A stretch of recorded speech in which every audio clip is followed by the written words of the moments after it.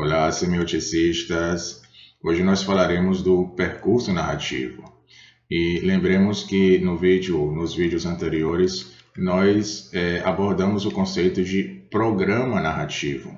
Programa narrativo como um sintagma elementar da sintaxe narrativa. O programa narrativo como uma unidade operatória elementar da organização narrativa de um texto. Então, é o sintagma elementar da sintaxe narrativa, é o programa narrativo. Uma vez dito isso, o que seria o percurso narrativo? Bom, percurso narrativo é uma sequência de programas narrativos relacionados por pressuposição. Então, o percurso narrativo é uma sequência de programas narrativos relacionados por pressuposição. Então, o encadeamento lógico de um programa de competência com um programa de performance constitui, por exemplo, um percurso narrativo, que é denominado percurso do sujeito. Então, vejamos isso de novo. O encadeamento lógico de um programa de competência com um programa de performance, dos quais falamos nos vídeos anteriores, esse encadeamento lógico entre esses dois programas constitui, por exemplo, um percurso narrativo, um tipo de percurso narrativo que nós denominamos percurso do sujeito. Então, o programa de performance, ele pressupõe o programa de competência no interior do discurso.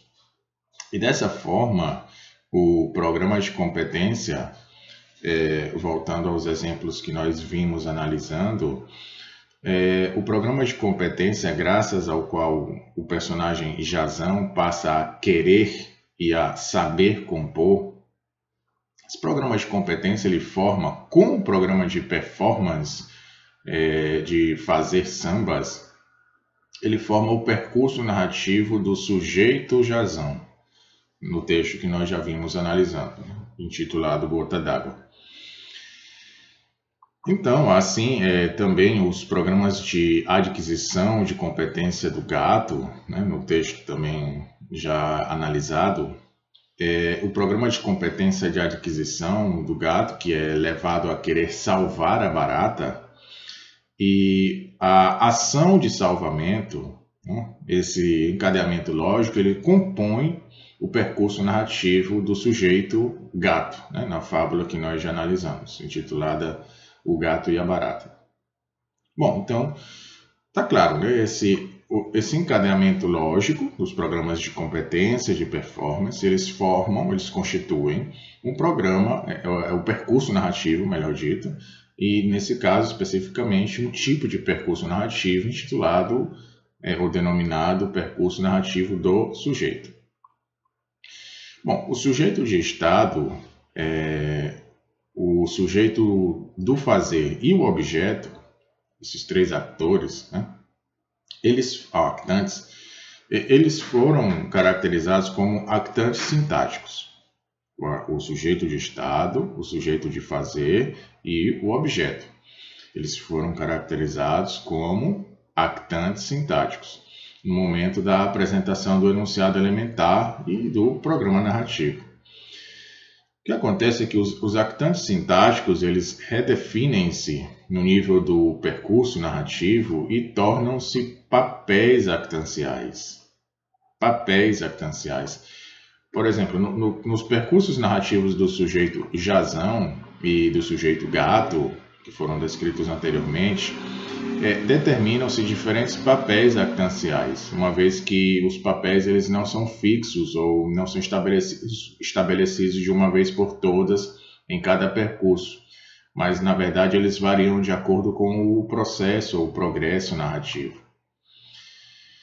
E dependem da posição que os actantes sintáticos ocupam no percurso e da natureza dos objetos de valor com os quais eles se relacionam.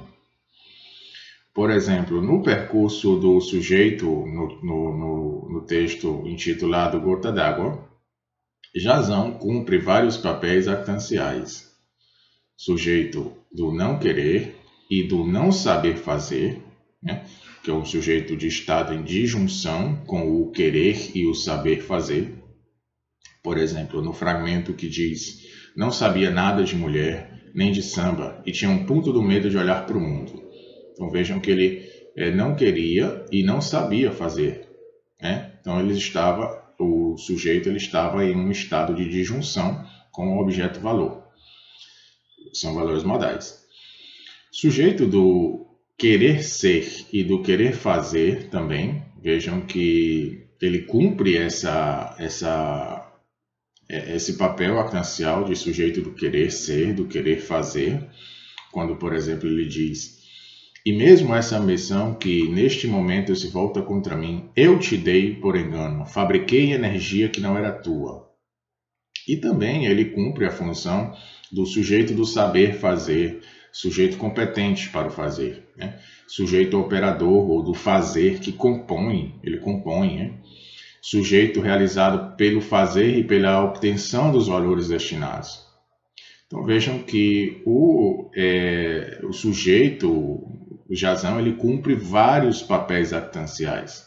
Papel de sujeito do não querer, sujeito do saber fazer, do não saber fazer, sujeito operador ou do fazer, etc. Na fábula de Milor, do gato e da barata, o sujeito gato ele assume vários papéis actanciais também, né? Vejamos, por exemplo, que ele assumiu o papel actancial de sujeito do não querer fazer. No fragmento que diz: quando deparou com o carão do gato doméstico que sorria de sua aflição do alto do copo. Bom, ele não queria fazer nada naquele momento. Portanto, ele cumpria ao assumir o papel actancial de um sujeito de não querer fazer. Mas também um sujeito do saber e do poder fazer, né? Além disso, ele cumpria ou assumia o papel actancial do sujeito do querer fazer, depois que a barata propõe o que propõe. Então ele passa a querer fazer algo, né? No caso, querer tirá-la do copo para comê-la. Também passa a ser papel actancial de sujeito competente, né? Porque ele quer, ele sabe, ele pode salvar a barata. Além disso, passa a assumir um papel actancial de sujeito operador.